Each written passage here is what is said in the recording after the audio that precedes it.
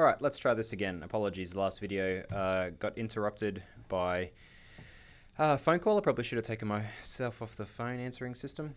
This is just a quick Spry play. Not really Spry today, but we're going to talk about using Spry remotely. So in lieu of the coronavirus, COVID-19 pandemic, a lot of people are going to be working from home.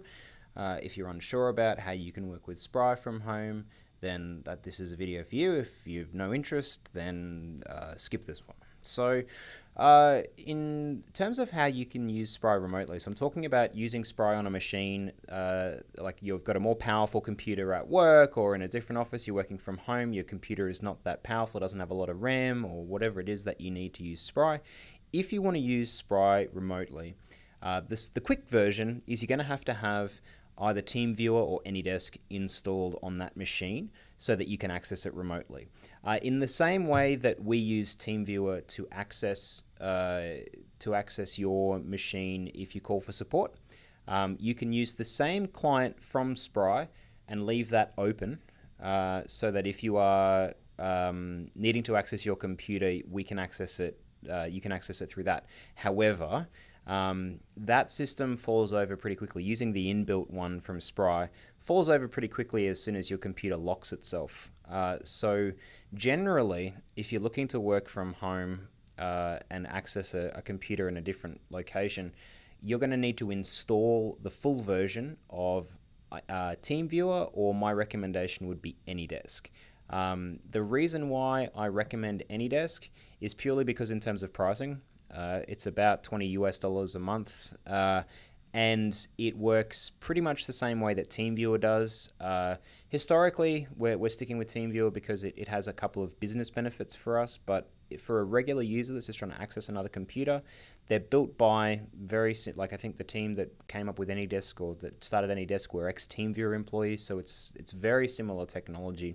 But in terms of pricing, it's $50 a month US and $20 a month, or even $10. You can get away probably with the $10 one to access like kind of one computer from multiple locations. So now the limitations of this are that clearly if you've got an IT department that locks down your computer, then you're in a little bit of trouble. The thing that you can't use Spry for, if you're discussing this stuff with your IT department and trying to get them to assist you, is we can't use RDP technology, remote desktop protocol technology. This is like if you type in remote desktop into your search bar at the bottom left of the screen, there's inbuilt stuff built into Windows that kind of lets you access computers from other locations, and it's a common way that people sort of access a remote computer. However, because more than one person can access a single computer at a time with this technology, it's a common way for 4 or 5 people to access a powerful computer.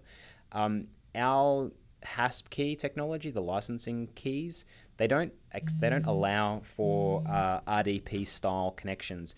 It's a hardware limitation of those hasp keys, the USB keys, that you cannot use them over RDP. Without getting into any more detail, it just doesn't work. You can use VNC style connections like Tiger and Tight VNC listed here on this Wikipedia page. VNC can work, but if it's not already set up for you and your IT department kind of hasn't already given you the systems and the assistance and the instruction manuals on how to use everything, setting up VNC from scratch can be a bit painful. So I don't recommend people look at VNC, even if you can get it for free. That $20 that you need to spend setting up AnyDesk is much easier. The software is kind of designed for end users. It's quite simple to use. You jump on the AnyDesk website, you download the one version of the software that they've got for your computer, and if you've got a Mac at home, you can use Mac to access your Windows computer. You fire up AnyDesk. It prompts you to whether or not you want to install it or update it. If you've already got it installed, which I do, there's a basic bit of setup to get it set up so you can access it remotely. It's really simple. You follow the instructions, and as I said, for commercial use, it's pretty cheap, and you can make it quite secure. You can use secure passwords, etc. Now, I'm not going to run you through how to set up AnyDesk. or TeamViewer. They're both pretty simple, and if you struggle with that and you're trying to get Spry working, feel free to shoot me an email. But it should be pretty simple. The only other thing I'll mention is through this process of trying to work out how to work remotely, I've also stumbled across this software, Vayon, which is used in sort of the education sector. Haven't tested this yet, but I haven't fully tested it yet. My initial results with it are that it does work for Spry.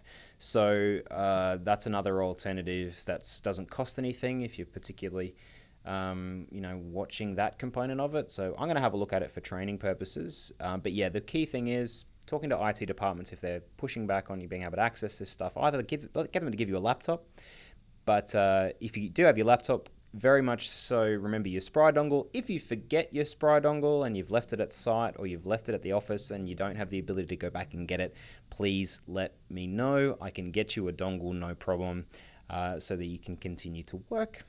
I probably should have said that at the start of the video. I'll put that in the video link in the description.